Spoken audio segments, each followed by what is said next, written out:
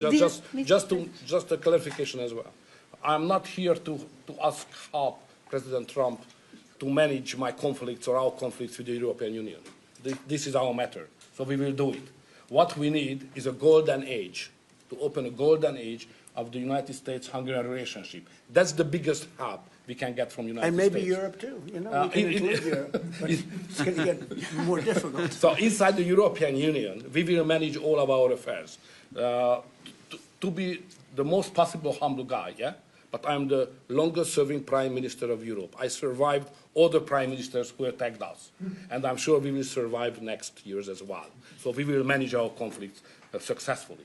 Mr. President, one question for you, Mr. President, one question for the Prime Minister. Speaking of Europe, last month you said that you would not withdraw US troops from Europe, yet 2 weeks later the Pentagon decided to withdraw significant number of troops from Romania.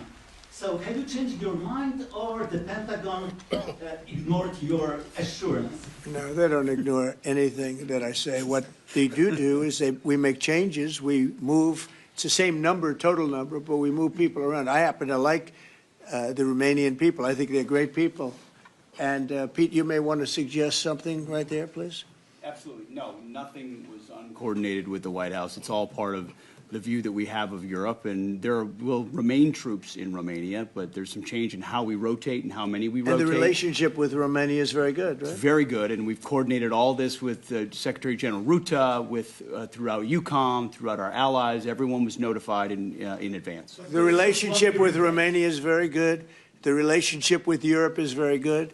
I disagree with what Europe is doing having to do with immigration, but I agree with them on many other subjects. We just signed the biggest trade deal ever made with Europe, $950 billion. We were able to do it because of tariffs. It was a deal that was good, very good, but we had a very unfair deal. We were treated very badly before I came into office, but we just signed it. It's the single biggest trade deal ever signed.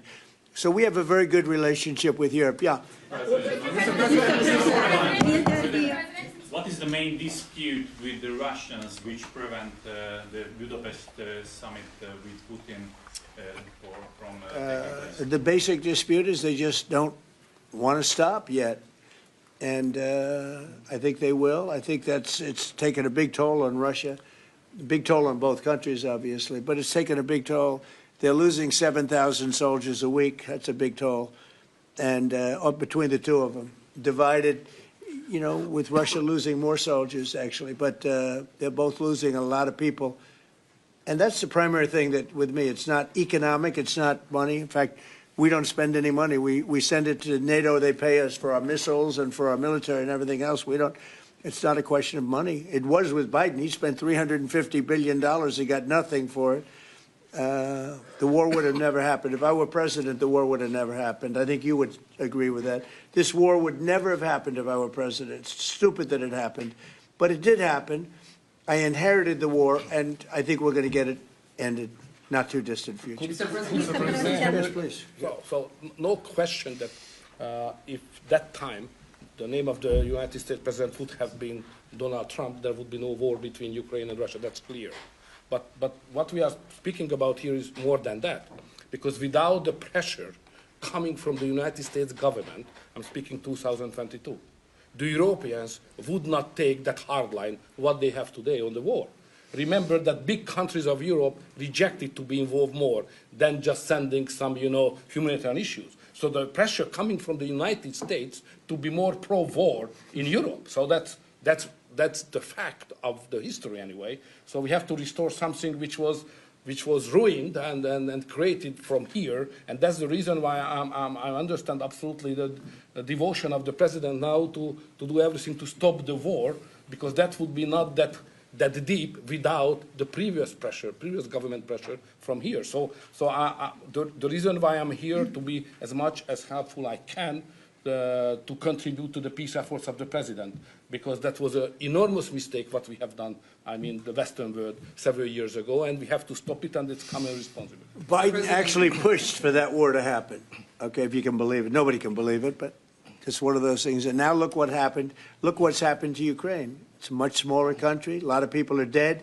You take a look at it's a whole different world over there, and Russia has not been helped very much by that war either. They lost a tremendous number of soldiers and people. And, you know, look, that war should have been a one-week war. I don't know why it's taken. This is 4 years.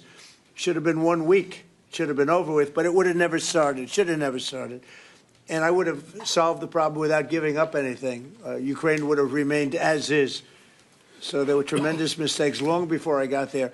I inherited that mess, and we're getting it solved, along with the 8 wars that we've already ended. Mr. President. What is America's interest cultivating better relations with the EU leader or Orban? I think I can do both. I mean, there's no reason why I can't. I get along well with the European nations. We are still a member of the European Union, so it's easy. Yeah, and by the way, he's a member in good standing, I guess, although they penalize him every once in a while. But he's a member in good standing with the European Union, so he's a member. He's a part of it. But I get along great with him, and I get along very well with them. I agree with him on immigration much more than I agree with them, but I agree with, a lot of the things in Europe he also agrees with. But he had a difference, I would say, primarily on immigration more than anything else. And I happen to think he was right, because their whole fabric has changed. I mean, you go to some of the countries, they're unrecognizable now because of what they've done. And Hungary is very recognizable. Yes, ma'am. Mr. President. Yes, Mr. President. Will there be a peaceful meeting in Budapest still this year? What do you think? You mean a meeting with President Putin? Yes. You mean in Hungary? Well, I'd like to keep it in Hungary, in Budapest. That meeting, it turned out I didn't want to do that meeting because I didn't think anything was going to be happening of significance. But if we have it, I'd like to do it in Budapest. Yeah, it'd be good. Mr. President, you said many times to support Viktor Orban. Why is it important to win the next election, for example, for the United States, Hungary, and also Europe? Why is it important? Well, I don't know his opponent. I don't know if he has an opponent yet. At some point he will, I guess. We always have opponents, always. Right? Not much of an opponent. But I'll be supportive of him. He's done a fantastic job. We've had a great relationship. The United States, look, we had a country that had no leader. It had an auto pen, illegal auto pen, totally illegal. And that's coming out stronger and stronger. But we had no leader in the United States. I mean, Hungary, as an example, had no relationship with the United States, even though we do, billions of dollars in trade with Hungary. Yeah. Hungary's a big country economically. We do, billions of dollars in trade with Hungary. Why would they give that up? And they gave up so much else. Look, they gave up everything. This country was poorly run. I think if I didn't win the election, we might not have a country, if you want to know the truth, not a recognizable country. But our relationship was immediately good as soon as I won the election, because Viktor's one of the people that's highly respected, and we had a great relationship with Hungary. We do again. That was an easy one. Yeah. Do you and Prime Minister Orban agree on ways to put pressure on President Putin to come to the negotiating table to end the war in Ukraine? I think we agree that the war is going to end. Sometimes people have to fight it out a little bit longer, but I think we agree that the war is going to end in the not-too-distant future. Do you want to talk about that, Viktor? I have some ideas, and I will